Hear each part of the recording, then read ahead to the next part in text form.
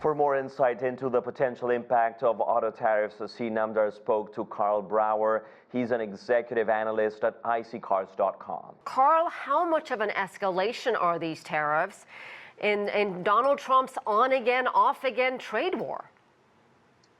Yeah, it's really disruptive, unfortunately, because the automakers, they don't operate on a monthly or even annual product cycle and planning cycle. They operate on like multi-year cycles. So if massive trade barriers or tariffs develop overnight, there's really nothing they can do in the near term except potentially cut production or massively raise prices.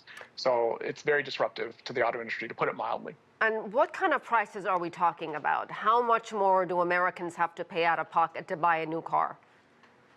Well, we did a study at IC Cars, and we looked at the cars that are the most popular that are not assembled in the U.S.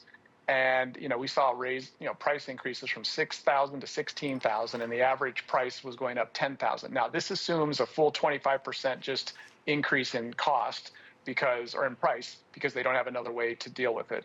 They probably won't. Automakers can't just throw 25% on the price of existing cars and call it a day. They'll negotiate with their suppliers. They'll probably absorb some profit loss. They'll work the system. But I think if you figured a third of that, if the average car was a $10,000 increase in those popular models, if it's a full 25% price increase, maybe they get 2/3 of that. That's still a $3,300 price increase. I don't think the average person wants to figure they got to pay $3,300 more for their new car. Yeah, I agree with you 100%. And there's really no such thing as a fully American car, is there, considering so many parts come from Canada, Mexico, and other parts of the world? 100%. Yeah. I mean, even if you're building your F-150s in the U.S., you're getting a lot of chips and a lot of components from China. And if those go up in price, you're right back to having to charge more for the vehicle or have a lower profit margin or a little of both. And how quickly, Karl, can automakers adjust? What will that look like? It's not like, they can turn a switch on and off here. Yeah, I mean, if you've got a car like, let's say, the Honda CR-V or the Toyota RAV4, hugely popular cars in the U.S., and they're built both in the U.S. but also in Japan, they can, triple up the staffing and the shifts at the U.S. production and cut the staffing and the shifts at the Japanese production. And that's a relatively easy and quick adjustment that they can make.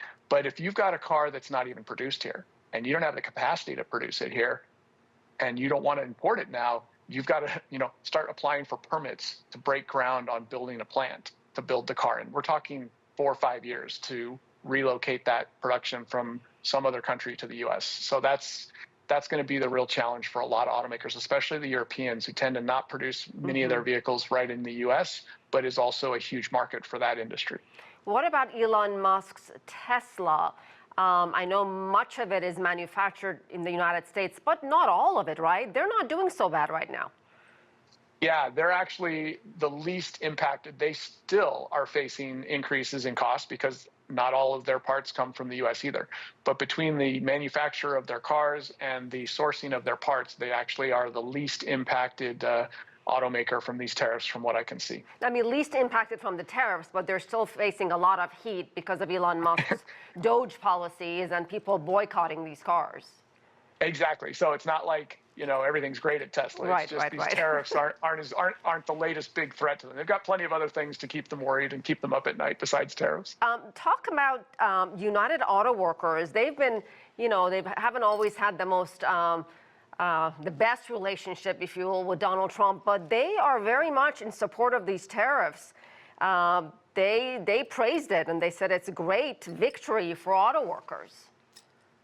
Well, long term, it probably is. If these tariffs stay in place for an extended period, and if automakers assume they're going to be in place and start to readjust their manufacturing supply chains and everything to U.S. based, then long term they are good. And I think what we're trying to do, which is to bring back the manufacturing base to the U.S., I don't think that's a bad idea at all. I just think people better know this isn't going to be solved by, this summer. It's going to take years to properly move things around and benefit like we want to benefit from this. And what about the economic impact on bilateral relations? I mean, so many countries are angry and vowing to retaliate, from China, Canada, the European Union. How much will this damage the relationship, important relationships the United States has with its major trading partners?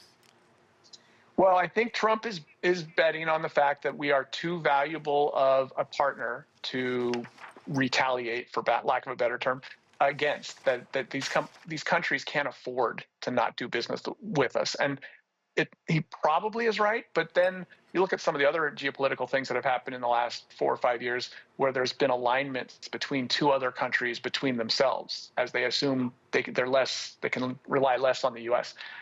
Hopefully that doesn't start to just be what happens, is that they do start to try to worry less about keeping us happy, and they start to work together and leave us out. Maybe a lot of people's attitude would be, fine, we'll do everything ourselves here, you go do your stuff over there. But that probably isn't the best long-term strategy. All right, Karl Brauer, thank you very much. Thanks.